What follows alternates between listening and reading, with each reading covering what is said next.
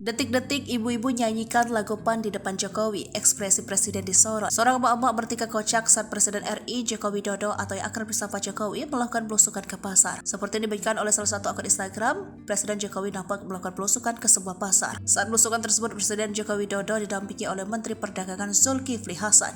Nampak ibu-ibu itu histeris melihat Presiden Jokowi yang hadir di pasar tersebut. "Pak, boleh foto, Pak?" ujar seorang perempuan sembari menggendong ibunya. Jokowi nampak meladeni permintaan ibu tersebut dengan langsung mengambil handphone si ibu. Selagi Jokowi membuka handphone sang ibu, tiba-tiba ibu tersebut menyanyikan lagu PAN yang hits di kalangan anak muda. Sembari mengacungkan jempol ke arah Menteri Zulkifli Hasan. Maklum, Zulkifli Hasan merupakan Ketua Umum Partai Amanat Nasional. Sontak Presiden Jokowi tertawa mendengar nyanyian ibu tersebut. Jokowi tertawa sembari melirik ke arah Zulkifli Hasan. Presiden Jokowi memang acap kali melakukan belusukan ke pasar-pasar. Ia berdialog langsung dengan pedagang pasar soal harga kebutuhan pangan hingga keluhan-keluhan pedagang tersebut.